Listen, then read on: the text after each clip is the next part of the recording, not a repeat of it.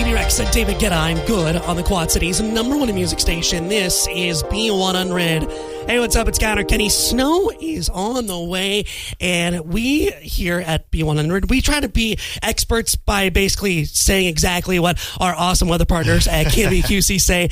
And joining me in studio is a KWQC-TV6 Meteorologist Kyle Kiel, baby. Yes. How's it going, sir? It's going well. How are you doing, Connor? I'm doing great. So, awesome. Real quick about you. You're kind of new to the KWQC-TV6 family, right? Yeah, I'm new within probably about the last year or so, Yeah. but I'm not new to the Quad Cities. Yep. Grew up here. I did weather at another TV station several years, about 10 years ago, actually. Yeah. Left for about 6.5. Met my wife, which we met here in the Quad Cities way back when. Sure.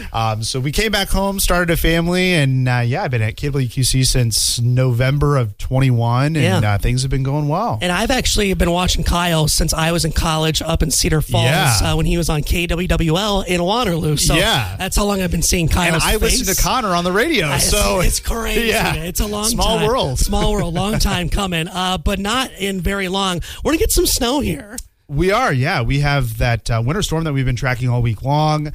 This will be one of the bigger ones compared. I mean, we've had several days of snow this season, but the biggest snow we've had in the Quad Cities was like 2.5, almost 3 inches of snow. Yep. And we'll get at least 3 here in the Quad Cities, but I'm thinking more in that 3 to 6 inch range. Yep. That heavy snow will probably set up close to the Quad Cities and points off to the northwest. Now, it's kind of weird. We were talking a little bit yesterday when we were in studio talking about B100 Proof Vodka, that it's kind of deja vu a little bit from last week. Yeah, exactly. It's exactly 1 week later. It was last Thursday that we had that last storm that brought all of that rain that changed over to sleet, and then we got that little bit of snow, and then it was that really, really heavy snow, hard to shovel, but the thing about that is it melted off pretty quickly because temperatures were close to or above freezing. This time around, we're going to be near or below freezing. So while it's not going to be the fluffiest of snows, it'll be enough to add up pretty quickly. So it might be a little heavier to shovel, but it's not going to be the worst snow to shovel. So last week the storm kind of shifted southeast a little bit. Are we kind of pretty sure on this snow band trajectory being more to the west northwest of the Quad Cities? Yeah, it's been pretty consistent here the last several days. I've kind of noticed a more southeasterly shift here toward the Quad Cities this morning, but we're still going with the 3 to 6 inch range from the First Alert Weather Center. Yeah. There could be locally higher amounts somewhere between the Quad Cities and Cedar Rapids. That's kind of the hard thing to pin down at this point in time, is where that heavier band of snow is going to set up.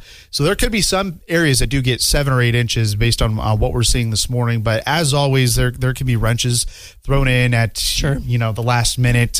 Could get some extra dry air in, which will actually be some dry air on the north side of the system. But I think most of the TV6 viewing area, most of the B100 listening area, probably going to end up in that 3 to 6 inch range. Maybe to the south toward Burlington, Galesburg, Princeton, probably in that 1 to 3 inch range. So if you're down south in the B100 and TV6 viewing area and listening area, you're not going to be shoveling too much, but here in the metro, more off to the west northwest. And we do have listeners in Cedar Rapids. So looking at some of the alerts that we have, including the winter weather advisory, mainly in the Quad Cities metro, more off to the west in Lynn and Johnson counties, looking at winter weather advisories.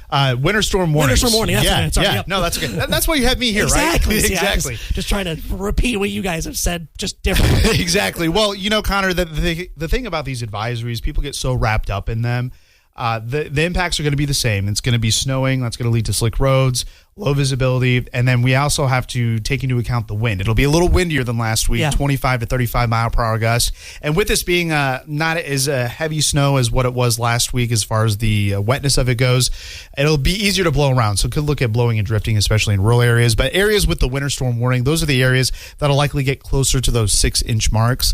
I wouldn't be surprised if later this afternoon, maybe there's some changes in where that winter storm placement is. So we'll have to see what the National Weather Service, our good friends over there who handle those alerts, say to that. But the messaging is the same. It's going to be some tricky travel here on Thursday. Meteorologist Kyle Kiel from KWQC-TV6 is in studio with us. He's going to stick around for a little bit. We're going to talk about timing with the snow and everything coming up after the commercial break on B100.